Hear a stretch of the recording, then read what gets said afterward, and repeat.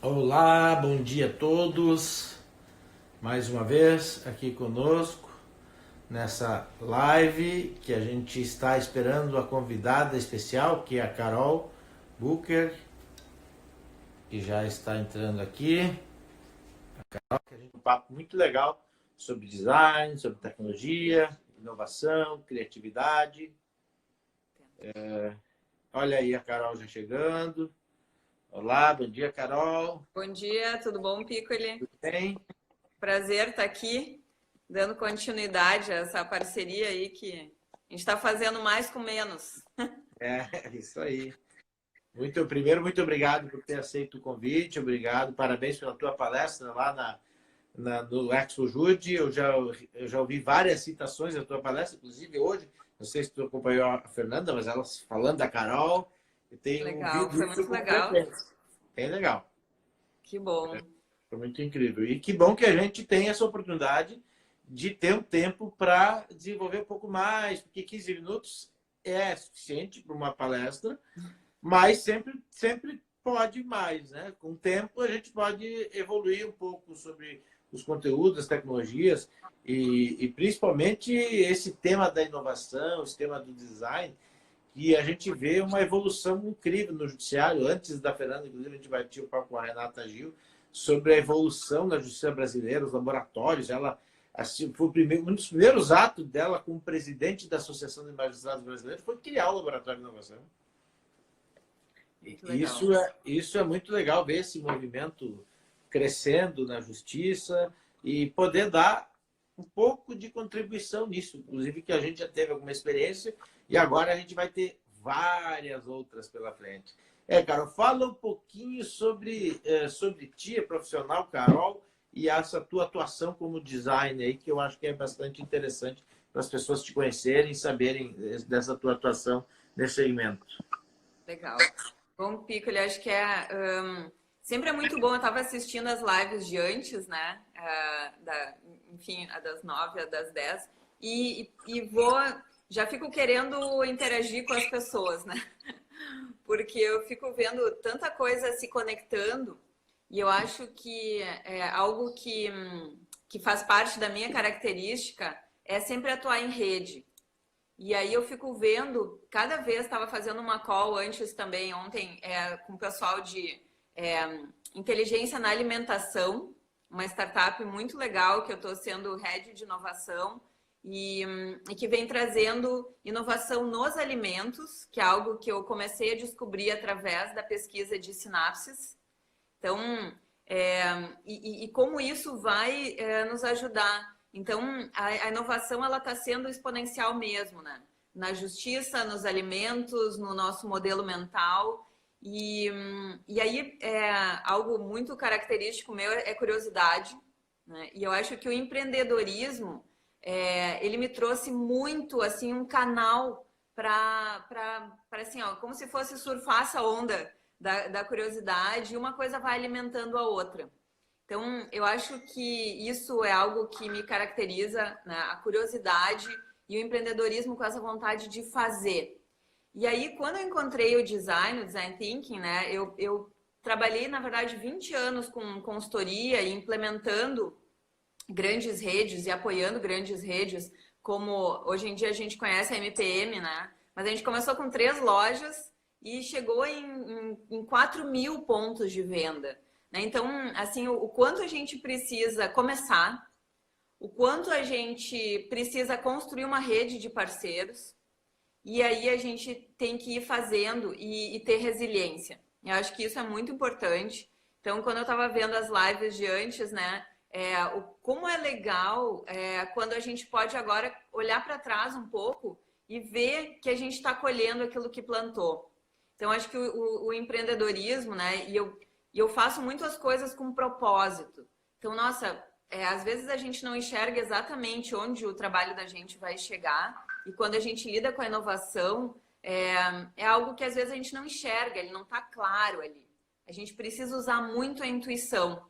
E aí que tem a ver com o curso lá, os sinapses, né? Como que a gente usa os nossos 3 cérebros a nosso favor. Porque se a gente não tiver essa consciência, não tiver alinhado, a gente não consegue avançar. Então, agora é um momento em que a gente está precisando ter mais consciência sobre isso e como que a gente usa isso, né, integrado. Então, o design, e aí o design thinking, as outras metodologias que foram surgindo, me ajudaram, me potencializaram. Então, é como se a gente tivesse, sei lá, como se tu colocasse um combustível melhor, né, uma gasolina aditivada aí, e encontrasse o canal certo, as ferramentas certas para conseguir fazer mais. Então, acho que eu junto assim essa minha curiosidade com uma vontade de fazer. Isso vem desde pequena, desde adolescente, né? Já fazia isso no colégio, já queria transformar, e vem de uma família muito grande que traz muitas relações e desenvolve isso. E aí o design me deu ferramentas certas para conseguir avançar. Então, acho que isso é muito importante, né? Acho que no final aqui da live eu vou falar sobre 3 erros e 3 acertos que a Bárbara me sugeriu aí, né? Fiquei com o desafio de ontem para hoje, também gosto de um desafio, e para a gente poder entender como avançar. Então, acho que é muito legal quando a gente enxerga o projeto que a gente fez junto aqui no Judiciário do Sul, né? Que aí a gente vê o quão inovador era, isso era 2010, 2011, e a gente realmente sentia que tinha um trabalho para ser feito e era em relação ao uso da tecnologia. E aí a gente olha agora, né, 10 anos depois, quase 8 anos depois, como ele foi inovador, como ele foi necessário e o quanto a gente pode compartilhar isso, né? E fico vendo o Judiciário Exponencial agora né, chegando a muito mais pessoas, podendo ajudar mesmo a justiça brasileira a avançar. Então, acho que é isso que nos conecta aí, né? E é assim que eu vejo a minha colaboração junto aí com a área jurídica e com o Judiciário Exponencial. Na verdade, eu te conheci quando eu estava no tribunal, né? Foi apresentado pelo Ricardo Herman, desembargador, que eu atuava com ele, muito próximo na época, e que ele, muito visionário, né, sugeriu aquela atividade de usar o Design Thinking como uma metodologia para a gente projetar aí o que queria, qual era o rumo que o Tribunal do Rio Grande do Sul iria tomar em relação ao processo eletrônico. Foi muito legal aquela atividade, eu nunca me esqueço, foi em 2012, onde a gente foi lá no centro de treinamento da Processo, lá na Zona Sul, na beira do Guaíba, onde magistrados, servidores, desembargadores, todo mundo, de forma colaborativa, construiu uma visão para aquele programa de virtualização do tribunal. Foi incrível aquela jornada, né? Eu acho que isso mostra como a inovação, às vezes, ela pode ser aleatória, mas ela é necessária. Então, o Ricardo, assim, acabou trazendo, a gente trouxe o professor Rick lá do Rio, porque né, era muito inovador essa questão do Design Thinking, e o quanto em conversas informais, às vezes, a gente pode sentir que algo é relevante, e aí traz isso para o nosso ambiente.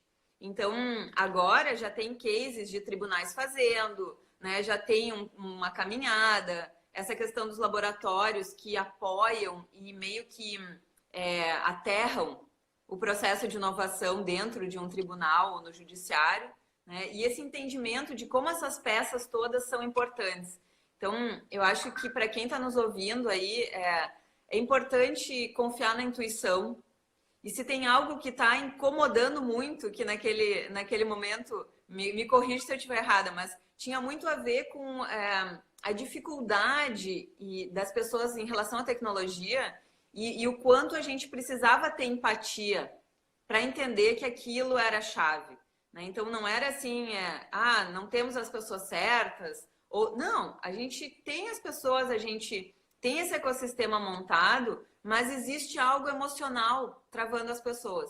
E a gente precisa olhar para esse emocional, a gente precisa lidar com ele, porque ele é isso que eu falo dos 3 cérebros. E quando a gente começa a alinhar isso, e é importante para negócios, né?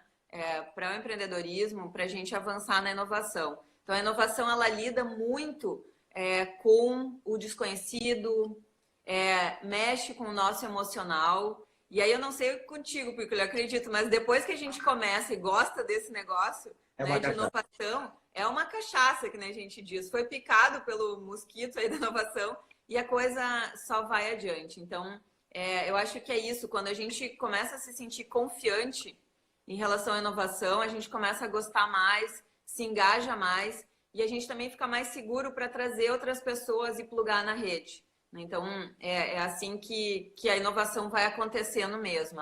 Ela começa com um pouco de medo e aí quando a gente começa a colocar essa curiosidade em prática e ver que é possível fazer mais com menos, aí a gente começa a avançar e as pessoas também vão percebendo, opa, tem um caminho interessante por aí, né? E acho que assim, não desistir também, né? Quando eu falava empatia 8 anos atrás, né? O que era empatia, agora na pandemia, já tipo, as crianças falam, CEO fala, todo mundo fala, já sabe o que é empatia. E eu acho que a grande questão é como a gente coloca em prática. Então, fico Sim. pensando nessa questão do judiciário, né? Porque tem esse avanço em relação à inovação, mas isso é algo que não para. Então, esses dias eu estava numa live com um pessoal de plataformas de aprendizagem. E esse pessoal está com uma demanda absurda, né? Inclusive, tem o curso lá, quando precisa de um suporte, é uma loucura, porque eles estão com uma demanda altíssima, né? A maior do momento. Só que eles já entenderam que eles vão precisar seguir oferecendo. Tu não constrói uma solução e deixa ela estática. Porque as pessoas, quando vão usando a tecnologia, elas aprendem. E aí elas avançam. E aí a demanda, ela começa a ficar constante. Então, acho que isso é algo importante também de a gente olhar em relação à inovação, que é não só dar uma solução estática, que isso vem do nosso modelo mental industrial. Ou seja, eu construo uma solução, ela fica estática ali naquele momento, né? E agora não, isso é um ciclo em que a gente oferece, a pessoa aprende, tem que oferecer algo novo.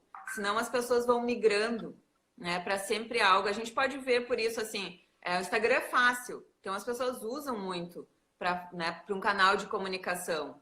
E aí, por exemplo, o Zoom ou o Meet, todo mundo discute o tempo inteiro onde foi mais fácil, onde funcionou melhor, e isso vai ser uma realidade em relação aos negócios.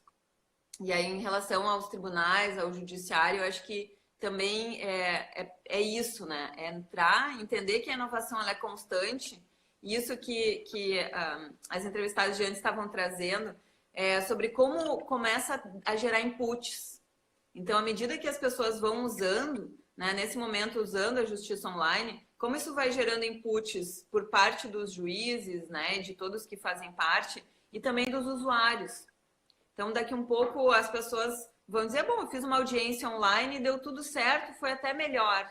E começa a falar para os outros. E aí, sim, a gente vai crescendo isso, né? E a gente sabe que um fala para 10, 10 fala para mais 10, e aí o exponencial acontece. Né? Então, a importância de mapear essas experiências e de entender o quanto elas reverberam para todo o ecossistema, né? Muito legal, e eu lembro dessas. Esse tipo de iniciativa que leva à inovação, mas que precisa assumir risco, que a gente vem defendendo, as atitudes empreendedoras, né? Para quem é pioneiro é mais difícil, é complicado. A gente vê aí, semana passada eu estava participando da comemoração de 3 anos do primeiro laboratório de inovação da Justiça Brasileira, que foi o JustPilab, lá de São Paulo, e que inspirou muitos outros que surgiram depois. Mas veja bem, tem 3 anos o primeiro laboratório e a gente estava falando de design em 2012. Então, para patrocinar esse tipo de iniciativa, tem que ser um ato de empreendedorismo. Empreendedorismo público, a gente defende isso como um valor, como uma atitude dentro do ecossistema de justiça, para que a gente consiga avançar. A gente participa desse movimento de inovação, muito feliz. E agora, me parece que esse período da pandemia, ao invés de retrair, ao invés de travar esse processo de evolução todo, ele foi, na verdade, ele transformou isso, ele acelerou esse processo de transformação. Como que tu vê, Carol, esse movimento agora de 100% online, dos eventos, dos encontros, as palestras, as sessões de julgamento, na tua experiência como inovação, tu acha que a gente vai dar esse salto e vai continuar depois da pandemia nessas atividades online? Ou tu acha que o presencial ele ainda faz a diferença? Olha, eu acho que a gente está experimentando muito o online, porque não tem alternativa. E aí, ontem até estava fazendo uma reunião com o pessoal do Conselho de Arquitetura de Brasília, e muito legal, foi um projeto inovador, aí a gente vai estar lançando até o final do mês, que é o primeiro projeto de modelos de negócio para escritório popular de arquitetura. E aí, para ter uma ideia, assim, acho que é bom a gente olhar outro segmento para entender, Claro. né? 100% ou 95% dos arquitetos no Brasil atendem 15% do mercado, que é quem paga um arquiteto para fazer uma reforma e para fazer uma obra. 85% do mercado faz reforma sem arquiteto. Então, olha o tamanho do mercado que existe, né? Tamanho da oportunidade, né? É muita oportunidade. E aí são, assim, pessoas que reformam suas casas que aí ficam com uma cozinha escura, né? Ou tem muito problema de iluminação, tem problema de questão de saúde. E aí agora está existindo esse movimento que é de ligar a saúde e a arquitetura. Porque casas mais arejadas, com mais iluminação, elas trabalham no nosso emocional e no nosso corpo. Então a gente vai ter mais saúde. Olha a conexão, né, que começa a acontecer entre tudo. E aí, esse modelo de negócio para escritório popular vai ser para que muita gente atenda esse 85% do mercado. Mas como não existia um modelo, é como se a gente não enxergasse. Então, a gente está de olhos vendados. Quando a gente cria um modelo, e o design usa isso, né, usa empatia, o que as pessoas querem? Então, as pessoas querem, elas dizem, eu quero ter uma casa melhor, todo mundo quer. Só que eu quero fazer do meu jeito. E aí no Brasil isso é muito forte. As pessoas vão lá e fazem. E eu acho que isso é algo incrível que a gente tem no Brasil. Só que elas fazem de qualquer jeito. Então, como se plugar com essas pessoas e não fazer o que o arquiteto quer, mas fazer o que o cliente quer, né? E melhorar aquilo que ele quer. Então tem todo um preparo de mindset do arquiteto para poder se conectar com esse mercado, né? E aí isso tem a ver com o judiciário também. Então, é o quanto a gente precisa mexer no nosso modelo interno para poder ajustar para aquilo que a gente vai oferecer. E ontem, por exemplo, então, retomando, né, a gente fez uma call excelente com mais parceiros, lá do Conselho de Arquitetura de Brasília, com o Instituto de Arquitetura, enfim, a gente montou e vai fazer um lançamento muito legal, em que a gente vai fazer 2 lives. Numa a gente lança e informa, e na outra a gente já constrói e faz algo. E aí eu já usando o case do Expojude, então olha como as experiências vão se conectando, né? Eu falei porque eu lancei a ideia para eles e falei, olha só, participei de um congresso de inovação no judiciário que funcionou super bem. Então, algo que eu não participaria antes, eu começo a fazer parte, e aí isso vai reverberando para outros segmentos. E as pessoas estão entendendo que podem se conectar. E aí o pessoal lá de Brasília entendendo que eles conseguem ter um acesso enfim, a formadores de opinião, né? Conseguem olhar o mercado como um todo. Mas uma das meninas falou, eu fiz um projeto lá em Lajeado, que funcionou super bem. E aí eu falei, olha só, então vamos usar como um projeto piloto. E aí essas conexões vão acontecendo e a gente consegue avançar. Então, eu acho que o online, ele tem um grande diferencial, que é juntar as pessoas que querem fazer. E eu acho que isso tem um valor nesse momento, né? Tem um valor para a inovação e tem um valor muito importante para esse momento pós-pandemia, em que as pessoas... tem muita gente... Eu tenho medo, eu sinto medo também de fazer coisas novas, né? Eu não tenho certeza como isso vai acontecer, às vezes dá algum erro, tem que corrigir, dá mais frio na barriga. Mas a gente precisa fazer. Então, eu acho que o online permite isso, permite um avanço enquanto as coisas ainda não estão claras. Só que o presencial ali na frente, ele vai ter um valor maior ainda.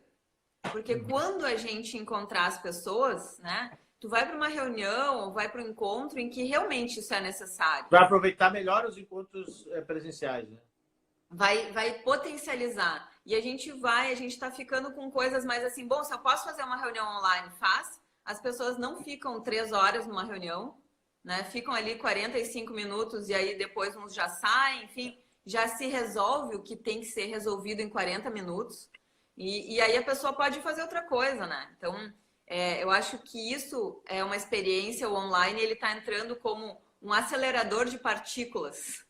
Eu acho que é um pouco isso, né? Algo em que traz mais pessoas que querem fazer, e aí as pessoas vão avançando. E com isso, na educação, até vou, nessa semana, no sábado, vou dar uma entrevista sobre isso, na semana que vem, num painel de educação também. E não tem, a gente sempre quer um modelo de sucesso claro, que funcione, que não tenha erros. E isso não é mais o modelo mental e o modelo de atuação que a gente vai poder ter, né? A gente precisa de algo que vai ser constantemente transformado, algo que vai estar sempre num modelo de protótipo. Então, eu tenho conversado com indústrias muito grandes, da automobilística, do agro, da alimentação, e isso, o online também foi muito rápido, né? Em questão de 2, 3 semanas, eu já tenho cases importantes, né? Como a XP, que eu ajudei muito, 2 anos de projeto para torná-la exponencial. E aí, esse online, ele dá um salto, né? Ele joga a gente muito rápido para essa esfera que quer fazer. Então, quem está aí assistindo, se está na dúvida que vai fazer algo em relação à inovação, começa, se junta com alguém, né? Eu digo, faz o curso. Eu estou fazendo parceria com o pessoal do Paraná, com o pessoal da Bahia, de Minas, de Roraima, a gente vai fazer as oficinas, né? Mas esse tinha gente do Pará. E aí as pessoas, ok, Carol, vou lá, vou fazer o curso, começa a ter ferramentas e aí a gente pode avançar. Então, eu acho que isso é muito legal e tem que começar. Então, tudo que o ExpoJude está fazendo, né, como uma infraestrutura de inovação, eu acho que a gente pode acelerar ainda, Piccoli. Eu acho que dá para, né, dá para colocar aí mais elementos e eu acredito muito nas ferramentas, porque aí as pessoas entendem um pouco, perdem o medo, né? E as ferramentas, elas ajudam a gente a fazer alguma coisa e a entender, ok, o processo de inovação não é uma caixa preta. Eu acho que isso é muito legal, né? Como tornar mais claro, mais fácil. E eu também acredito muito no simples e consistente. A gente fazer simples, tem que ser entendido e aí fazer com relevância, né? O consistente o consistente não é duro, né? O consistente é algo flexível, mas que seja conectado com a empatia. E eu acho que esse é um ponto fundamental, porque aí a gente entende isso que vocês estavam trazendo antes, de que a inteligência artificial vai acelerar muito as coisas, mas ela não vai substituir o humano. Só que o humano precisa ter valor. Ele é como esses encontros presenciais, em que quando tem o contato humano, ele tem que ter um valor, né? De inteligência, de empatia. É uma boa comparação esse da inteligência artificial com relação a esse movimento online presencial. A inteligência artificial ela vai potencializar a capacidade do ser humano. E online, se tu olhar com esse olhar, né, na verdade, ele vai também proporcionar isso, porque as pessoas vão consumir muito conteúdo online e parece que quando for o momento presencial, vai aproveitar muito mais o relacionamento, para potencializar o relacionamento, porque o conteúdo ele não parou de consumir, né? Na verdade, foi potencializado. E a gente já desenvolveu nesse período de pandemia, várias oficinas, inclusive em conjunto contigo, algumas delas, por exemplo, lá com o TJ do Paraná, e me parece que ao final dessas experiências, as pessoas têm ouvido depoimentos, que as pessoas começam desconfiadas, principalmente quem está participando por uma primeira vez, e depois, no final, dá aquele depoimento que nem percebeu em alguns momentos durante o processo que estava dentro de uma atividade online de tão fluido que estava acontecendo as atividades, a evolução das ideias, a troca. Então, me parece que essas ferramentas, eu não sei se a tua percepção ela acompanha isso, né? Mas essas ferramentas que tem disponível hoje, elas conseguem proporcionar uma experiência muito real, muito próxima de uma atividade presencial e em algumas características, inclusive, ela consegue melhorar a experiência, porque Sim. Eu vi alguns depoimentos de pessoas, eu participo da atividade em grupo e eu não gostava muito porque todo mundo fala ao mesmo tempo. E na videoconferência, cada um fala na sua vez. e parece que as pessoas são mais ouvidas. Eu acho que esse ponto é muito legal, Piccoli, que a gente precisa experimentar, porque a experiência de aprendizagem, e aí em relação a todo esse ferramental de inovação, ela vai evoluir muito. Então é como assim, se a gente começasse a falar inglês. Ah, não falo muito bem, ok, mas tem que começar a falar, tem que acostumar o ouvido, porque em algum momento isso vai ser muito forte, né? Então a gente está vendo muita solução que vai chegar para a educação e aí vai mexer, né? Porque o online ele faz isso. Antes, por exemplo, soluções do judiciário eram só para o judiciário, as da saúde eram só para a saúde. E agora isso começa a ser para todos. Então, as soluções que vão vindo para um segmento, elas vão se misturando com os outros. E aí isso começa a gerar um processo muito mais rápido e exponencial. Então, eu acho que é muito importante as pessoas... E eu comecei as primeiras experiências online na pandemia fazendo oficina de criatividade para as crianças. Né? Então, assim, conectando as crianças aqui do Sul com a Califórnia e aí entendendo que aquilo tinha valor. E aí, né? Então, assim, a gente tem que participar, tem que fazer um esforço para fazer algum curso online, não é se encher de coisas, mas é começar a ter experiências e entender o que funciona para cada pessoa, porque isso é importante, né? Nesse processo do online e da inovação, cada um tem que se entender, porque não tem mais aquele modelo em que alguém diz uma solução que serve igual para todo mundo. Então começa a ter uma customização. E aí cada um precisa se conhecer um pouco, empatia com o outro, mas também consigo mesmo. Né? De entender, bom, onde que eu funciono melhor, tô vendo que eu aprendi mais trocando com as pessoas ou estudando sozinho. Eu consigo... Então, esse entendimento pessoal, ele é muito importante. E aí as crianças estão vindo com um entendimento muito rápido em relação a isso. Então, se a gente olhar 5 anos para frente, vai ser, eles vão atropelar. É algo que a gente ainda não enxerga, né? Como vai acontecer. Então, eu também sempre tenho um pé com a educação empreendedora, que é um propósito meu, e aí lidando enfim, com escolas de todos os tipos, né? Quem tem muito recurso, quem tem pouco recurso, conexão com Stanford, e vou mesclando isso. E a gente está vendo que está existindo uma possibilidade, como se fosse uma democracia da educação, né? Em que, claro que as escolas de periferia ainda não têm acesso à internet, e aí isso é algo da justiça brasileira que também vai ter que ser resolvido. A gente viu isso nas discussões, né? Quando a gente constrói as soluções, e a gente trouxe o case da Caixa, por exemplo. Bom, quantos milhões de brasileiros entraram no online a partir disso? Só que quantos também não têm esse acesso? E quando os mercados, a indústria alimentícia, precisa chegar nessas pessoas que não têm acesso, começa a existir, né, um trabalho de resolver isso.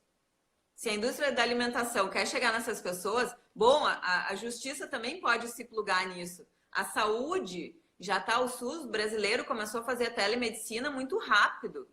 É um case mundial. A gente está falando aí, o Brasil é o case da expansão do Covid, né? Mas a gente tem cases individuais aí que são muito importantes. Então a gente tem que entender também que existem iniciativas que funcionam e como que a gente vai conectar elas entre si. Então acho que isso da arquitetura, olhando para a saúde, por que não a justiça começar a olhar para a saúde e olhar junto com o financeiro, por exemplo? Né? Então, a Caixa, junto com a justiça brasileira e o SUS, nossa, pode ter um case realmente exponencial para compartilhar com o mundo, né? Então, acho que tem coisas que a gente precisa olhar e que nem o pessoal... quanto mais eu ouço sobre a justiça brasileira, mais eu começo a me conectar com ela e ter confiança. Porque o que a gente ouve é só que é ruim, que é lento, né? E é que nem a saúde no Brasil. Bom, a gente tem ilhas, tem lugares em que é muito bom, tem outros que não. Então a gente não pode tratar o Brasil de uma forma só, né? A gente tem que pegar pequenos pontos e entender onde é a nossa Estônia brasileira, onde que a gente tem ilhas, né, em que as coisas funcionam. Bom, vamos estudar elas, porque elas já estão conectadas ao ecossistema local, à cultura local. E quando a gente fala de inovação, a gente tem que olhar para a cultura local, porque é a forma como a inovação vai acontecer. Então, é uma cultura colaborativa ou é uma cultura de resistência? E olhar para isso e entender como se mexe nisso, né? Então, a forma é olhar para o que a gente tem de bom e eu acho que, assim, uma dica importante para a justiça seria isso. Vamos olhar para o mercado financeiro brasileiro, e sistema bancário, sistema de eleições. A gente tem, né, o imposto de renda e a votação é muito avançada em relação a outros lugares do mundo. Como é que a gente poderia plugar isso, essa inovação, e trazer para o sistema judiciário brasileiro, né? E aí, como isso também poderia colaborar com a educação no Brasil? Então, acho que tem uma possibilidade. Eu sempre gosto de usar o modelo do sistema financeiro quando a gente discute dentro da justiça, né? Porque, na verdade, se tu comparar a justiça com um setor público, com outros poderes, executivo e legislativo, a justiça está à frente. E agora vem esse estudo aí desenvolvido por alunos da Universidade de Colômbia, mostrando, né, as iniciativas de inteligência artificial, essas iniciativas da justiça brasileira como iniciativas de ponta. E na verdade, como a Renata falou, isso dá orgulho na gente que participa desse ecossistema e faz força para que as coisas aconteçam. Então, por isso que quando a gente precisa buscar referência, é difícil encontrar dentro do nosso ecossistema, mas o sistema financeiro que a gente falou, ele passou por isso. Ele é um dos mais desenvolvidos do mundo, porque devido principalmente à complexidade da legislação brasileira, e ele já passou por essa transformação há mais de 20 anos. Hoje as pessoas elas sabem quando... Elas não se dão conta quando acontece uma greve de bancário, teve greve, as pessoas nem... Quanto tempo leva para ir a alguma agência, para precisar de uma agência presencial de um banco? Às vezes passa anos sem ir. E agora, cai o WhatsApp, o que acontece? Todo mundo fica revoltado. Ficam 2 horas, o WhatsApp ficou fora do ar 2 horas. Todo mundo percebe isso de forma instantânea. Então, tu vê como o mundo mudou e parece que a pandemia veio a dar mais visibilidade, dar mais dependência das pessoas. As pessoas estão em casa fazendo download, upload, participando de lives, participando de videoconferências no Brasil inteiro. O CNJ aí proporcionou um acordo com a Cisco, disponibilizando uma ferramenta diretamente para as pessoas no Brasil inteiro, e foram realizadas mais de 120 mil videoconferências baseadas nessa disponibilização de ferramentas. Ou seja, as pessoas querem consumir. E como usar o design para facilitar as pessoas a entender mais a tecnologia, Carol? Como que a gente pode usar o design para facilitar esse approach, as pessoas conhecerem as tecnologias? Tu acha que é possível a gente facilitar o entendimento do potencial de uso dessas tecnologias? Com certeza. Eu acho que olhar para isso é o primeiro passo, né? E também entender que as pessoas são diferentes. Então, o juiz, o pessoal do judiciário, né? Toda a equipe tem uma utilização e uma visão, e aí os usuários, eles têm outra. E eu acho que a gente precisaria entender, né? Por exemplo, no Paraná, as pessoas já têm muito mais acesso à tecnologia no Paraná, no geral, e tem até o entendimento da própria cidade de Curitiba, que há um tempo atrás fez uma ruptura em relação à inovação. Então, as pessoas, a cultura local, ela absorve melhor essa questão da inovação. As pessoas já estão mais preparadas, elas confiam mais. Se a gente vai para um outro lugar, sei lá, São Paulo, ok, também, né? Já está no mesmo patamar. Mas se a gente for para Roraima, eu até nem sei dizer. Mas vai para algum outro lugar em que não tem essa cultura, a inovação ela se dá de uma forma diferente. Então, eu acho que a empatia ela é muito fundamental para isso, para entender como avançar mais rápido. E eu acho que fragmentar, sabe, Piccolo? Eu gosto de pensar em Lego. Então, se a gente pensar em Lego, a gente consegue entender que as partes podem ir se conectando para oferecer uma solução melhor. E às vezes é simplificar. Eu acho que se a tecnologia olhar muito essa questão de como simplificar, as pessoas vão confiar mais. Porque o principal da inovação é a questão da confiança. E por isso que eu falo, né, na confiança criativa. Então, a confiança criativa para quem desenvolve soluções, é a confiança criativa para quem usa as soluções, e é isso que vai estabelecendo as relações de confiança e a gente consegue ir para frente. Senão a gente tem uma experiência e volta atrás. E a gente precisa avançar. Então, eu acho que a empatia é fundamental nesse processo. E muito disso que a gente vem fazendo, essas oficinas em que as pessoas participam, e começar a fazer não só na geração de soluções, mas fazer também no entendimento da utilização disso. Eu acho que isso é fundamental, porque senão a gente... eu estava conversando com um professor de Stanford agora na pandemia, e aí eu gostei muito do ponto que ele trouxe, que era um feeling que eu estava tendo. Ele falou, Carol, a gente precisa que mais pessoas entendam sobre a inovação nesse momento. Porque o único jeito de ela ser exponencial é não só ir mais para cima, né? Ou seja, eu trazer novas soluções e melhores e mais rápidas, mas eu ter mais pessoas que utilizem. Então, a gente não é só ir para cima na inovação e fazer algo legal e tal, inovador, mas ter mais pessoas, é democratizar a inovação. E eu acho que isso é fundamental quando a gente fala da justiça, porque se a gente olhar para cima já está indo, né? Quando tem vários laboratórios de inovação que começam a colaborar entre si, começam a se olhar, eu acho que isso é fundamental, colaborar é fundamental. E quando a gente tem uma base maior, a gente consegue avançar mais rápido. E aí numa live com o pessoal da saúde, semana passada, lá de Houston, do Texas, que era um amigo que passou 5 anos na China, atuando no mercado de inovação farmacêutico, e aí foi para os Estados Unidos e está implantando laboratórios de teste do Covid, mas junto laboratórios de meditação. Olha que interessante. Por quê? E aí eu estou pesquisando por um projeto da saúde e posso até falar mais coisas aí, além das sinapses, tem os telômeros, que é o quê? Vai ter um trabalho muito grande em relação à prevenção na área da saúde. E aí o que ele trouxe de principal diferença do mindset americano para o chinês? Que o chinês olha o coletivo.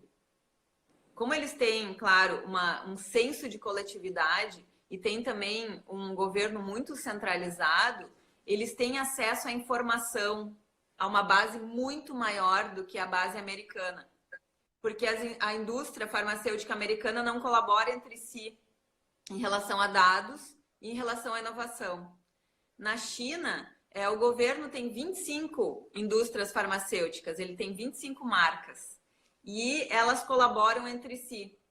Então, quando essa inovação vai para o mercado, ela já foi toda checada com a base da empatia, porque eles estão checando isso, né, dos testes, da aplicabilidade, e ela tem uma escala muito maior, então ela acontece muito mais rápido. É mais do que 10 vezes, é quase 100 vezes mais rápido. Me parece que essa também é a vantagem que a China tem sobre os Estados Unidos, né? A capacidade, o volume, né? A base de dados incrivelmente grande, que isso torna uma vantagem competitiva difícil de alcançar, né? Sim, sobre inteligência artificial. Isso. E aí eu estava pesquisando até uma questão sobre a internet, né? A China está lançando um novo modelo de internet que é mais seguro e que é mais blindado em relação a hackers, e ela tem uma velocidade maior. Depois eu compartilho até esse artigo, mas ela consegue fazer um envio de informações por segundo maior do que a internet americana. Olha que loucura. E aí o Brasil, a gente tem uma base muito grande. Então, se a nossa base se olhar, se conectar e colaborar, né, tanto a base das soluções quanto a base da empatia, a gente consegue fazer um avanço muito rápido também. E aí a gente pode começar a oferecer soluções para a Europa, para a África. Né? A gente pode se olhar também como alguém que constrói as soluções. Então, eu acho que esse mindset que a gente tem de que a gente só recebe a inovação de fora e aí paga caro por isso, é o principal ponto que a gente precisa quebrar. Então, quando a Universidade de Colômbia, lá em Berkeley, eles começam a olhar para a justiça brasileira, isso é muito legal, porque trabalha na nossa confiança criativa. E aí a gente começa a olhar e dizer, olha quanto a gente já avançou. E aí, quanto a gente para os outros.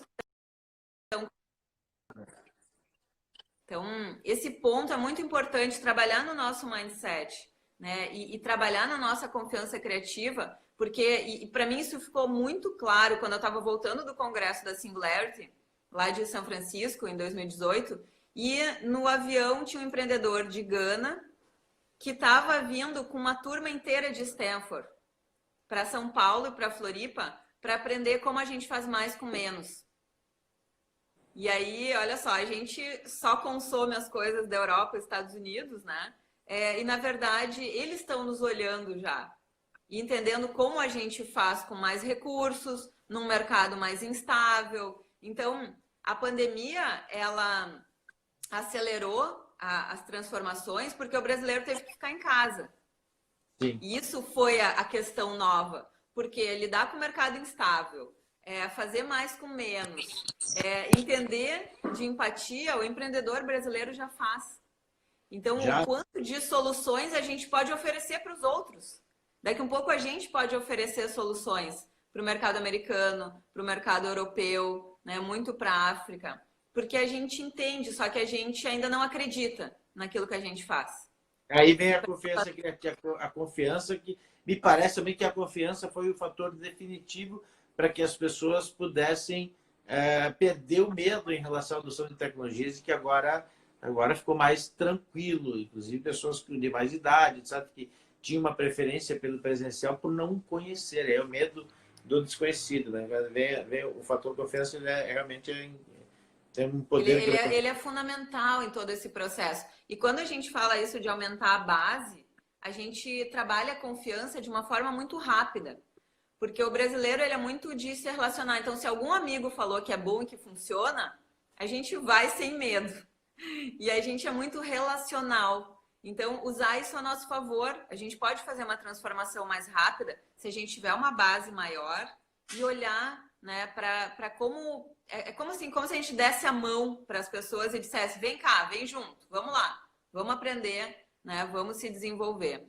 E aí tem uma pergunta aqui que a Renata está trazendo, como a gente pode, o judiciário pode desenvolver os canais de comunicação no isolamento?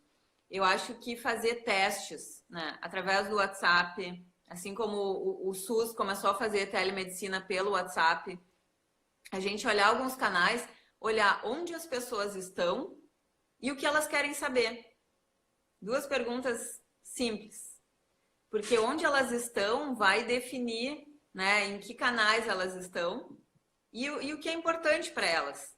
Então, a justiça também, acho que tem algo assim, são pessoas muito preparadas, muito estudiosas e que falam uma linguagem quase inacessível para as pessoas. Então, o quanto também a justiça tem que olhar para onde essas pessoas estão e falar a linguagem das pessoas. E isso eu tenho visto, isso o professor Rich lá de Stanford também falou, ele disse, Carol, não dá mais para ficar um grupinho de inovação que fala uma língua própria. A gente tem que falar a língua das pessoas para poder ser entendido e para poder aumentar essa base. Então, eu acho que é que nem a história da empatia, né? Eu falava empatia há anos atrás, as pessoas tinha que dizer que não era simpatia, senão as pessoas achavam que era a mesma coisa.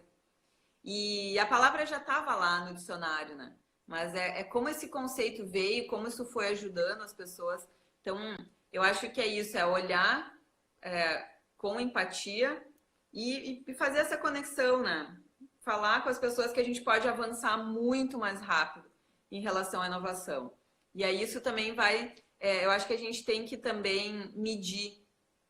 A gente tem que medir, né? O americano e o europeu, ele mede. Por isso ele sabe se ele foi para frente, se ele foi para trás. E no Brasil a gente não gosta muito de medir, a gente não tem essa cultura. Isso em gestão de negócios é muito claro, né? A gente é muito, muito intuitivo nesse sentido, que é algo muito bom que nos faz testar mais rápido, mas a gente precisa medir o que foi bom, o que não foi.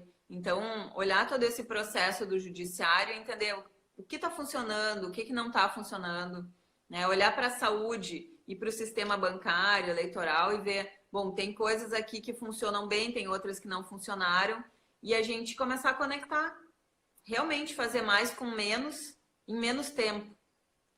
E eu acho que antes tinha essa coisa de quem estava na inovação ter que puxar à frente, ter que fazer um esforço para todo mundo sair da inércia, exigia muita energia.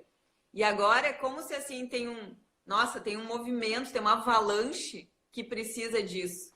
E aí agora mudou, bom, agora como é que a gente lida com isso, né? Ou seja, as pessoas estão em movimento, só que elas não sabem, está um pouco descontrolado isso, como se fosse uma avalanche mesmo. Então a gente tem que, né, entender esse fluxo e fazer. Acho que o mais importante é fazer, tem que começar alguma coisa, se plugar, tem que montar a rede. E aí, para falar assim de 3 erros e 3 acertos, acho que 3 erros é primeiro, achar que tudo tem que ser perfeito, ter um plano perfeito, saber exatamente o que fazer, já não dá mais, né? O 2, fazer sozinho. Fazer inovação sozinho não tem futuro. Precisa se conectar com uma rede. E aí, o terceiro ponto é não fazer nada. Esse é o pior de todos. Não fazer nada é o maior erro que a gente pode fazer nesse momento. Né? Ficar na inércia, né? Isso. Então, assim, para ir para os 3 acertos, né? Ter uma rede, entender que pessoas que eu consigo me conectar, que me ajudam para inovar. E aí não necessariamente são os colegas que estão sentados próximos, que agora está cada um na sua casa. Então, já que às vezes as pessoas implicavam com aqueles que estavam perto, bom, vou me conectar com outros, de outros lugares, né? Monta uma rede própria. Isso é muito importante. 2, tem que prototipar, tem que testar, faz pequenas coisas. Isso é uma das coisas mais difíceis de a gente lidar, que é com o erro. Né? O brasileiro, alguém colocando que a gente está quase à deriva. Não fazer nada e querer fazer perfeito é ficar à deriva. É como tu tá em alto mar, né? O barco tá afundando, vai ter que nadar. Se tu não te mexer, tu vai morrer. Então precisa nadar, daqui a um pouco tu vai encontrar um outro lugar, a coisa ela se conecta. E acho que isso é muito legal da inovação. A gente vai conectando e a coisa vai para frente. Quando a gente acha que vai se afogar, pá, aparece alguma coisa e aí vai para frente, né? E a terceira é ter empatia com a gente mesmo e com os outros. Então, entender que a gente está nesse processo que não está fácil, começar a olhar e entender o que faz sentido, por onde vai, ter as ferramentas necessárias e a gente não se colocar assim, bom, agora eu vou começar a inovar, eu tenho que estar lá na ponta. É que nem a história de correr. Quantas pessoas no Brasil e no mundo começaram a correr quando o pessoal de corrida disse, bom, tem que começar com 1 quilômetro, depois eu vou para 3, eu vou para 5 e aí eu vou chegar em 10. Porque antes parecia algo impossível. Então, acho que a inovação é muito isso, né? Como que a gente forma esse Lego? Como é que eu faço 1 quilômetro de inovação? Bom, tô no 1, agora eu vou para o 3. Tô no 3, eu vou para o 5 e do 5 para o 10 é um pulo. Então, é esse processo que a gente tem que desmistificar, né? E começar a se plugar. E aí, isso, assim, bom, fez parte da live, já se pergunta, qual o próximo passo? O que eu posso fazer? Né? Vou fazer o curso, eu vou lá no próximo Expojude, com quem? E eu acho que isso a gente pode pensar, e Piccoli, como que a gente dá possibilidades para as pessoas, né? Para irem se plugando. Então, eu já fico me perguntando aqui quando é o próximo Expojude, quando é a próxima oficina, talvez fazer uma aberta para a gente trazer as pessoas aí que estão afim, né? E por isso, assim, o curso que eu acabei montando muito com propósito. Não é assim essa onda, tipo, todo mundo está fazendo curso online. Não, é porque eu vinha fazendo os MBAs com a PUC, com o La Salle, com a Starce. Eu acabei dando aula para a Starce, foi para 150 mil pessoas. Então, eu vejo os outros fazendo, falo, nossa, eu quero ajudar as pessoas a dar essas ferramentas para que a pessoa possa começar a avançar. E é muito isso, quem vai fazendo parte, né? Às vezes o curso é Sinapses, e aí a gente pode colocar ali, né? É o carolbicker.com.br, e em breve a gente vai fazer junto aí com o Judiciário judiciário. exponencial, Trazer os cases para os judiciários e para o judiciário e ver como a gente vai desenvolvendo essas ferramentas e o quanto essas ferramentas são como falar inglês. Quando a gente começa a usar algumas ferramentas, fala, é isso. E como a gente pode ir plugando, né? E as soluções ficam claras. Acho que isso é o mais legal de ferramentas. Que quando a gente aplica empatia e a gente olha ali, bom, é por aqui que eu tenho que ir. É como se fosse um Waze num lugar em que a gente não conhece, né? Em que constrói um caminho e a gente consegue enxergar por onde tem que ir. E eu acho que nesse momento de pandemia e depois pós-pandemia, que vai ser uma transformação das coisas, começar a construir esse caminho, né? E a pessoa tem que ir achando esse caminho. Então, as coisas estão mais... Ontem eu estava até me atualizando em relação ao mundo VUCA, que é um mundo instável, né, e incerto. Agora já tem o mundo Bunny, que é um mundo mais flexível, ele é mais incerto ainda, né? Ele precisa mais da inovação e ele é muito desconhecido. Então, se antes estava difícil, agora ficou mais difícil ainda. Então, por isso que a gente tem que ir se plugando, tem que ir se trabalhando. E um conceito que eu falava e trouxe muito lá de Stanford, que é o do lifelong learning, que é a gente aprender ao longo da vida. Então é isso que está acontecendo, né? Faz um curso, assiste uma live, troca uma ideia. A gente vai precisar aprender sempre, porque a tecnologia ela vai permitir essas conexões, mas a tecnologia ela não inova sozinha. Eu acho que isso também é um entendimento que aconteceu agora, né? Que a gente meio que, nossa, a tecnologia vai vir e... Não, são as pessoas que vão usar a tecnologia e aí elas vão... A gente vai construindo a inovação. Então, acho que a inovação com empatia, ela fica uma inovação que faz mais sentido, né? Ela vem para melhorar a vida das pessoas, não para piorar. Só que a gente precisa se plugar, tem que entender nossas transformações. Muito obrigado, passou muito rápido, Carol. Nem vi o tempo passar, já recebi o sinal aqui que a gente precisa concluir para poder salvar. Quem não assistiu, vai lá no nosso canal no YouTube, já tem mais de 50 vídeos. A Bárbara acabou de me dizer que já subiu mais vídeos para lá. A gente tem fala o canal endereço, no Telegram. Acho que fala o endereço. Eu vi que tem gente do mercado da moda que tem. Judiciário Exponencial, não tem, Judiciário Exponencial no YouTube.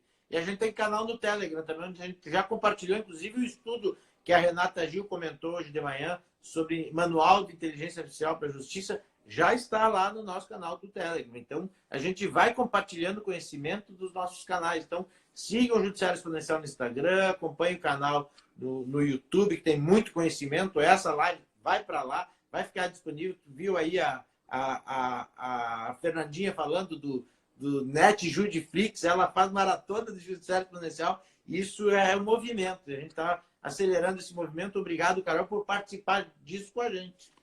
Tá ótimo. Tamo junto aí, Piccoli. Parabéns pelo trabalho aí do Judiciário Exponencial. Tamo junto. Obrigado, Carol. Semana que vem a gente tem várias coisas. E vamos em frente. Oficinas, a inovação continua. Exatamente. Até breve. Tchau, galera. Valeu, tchau, tchau.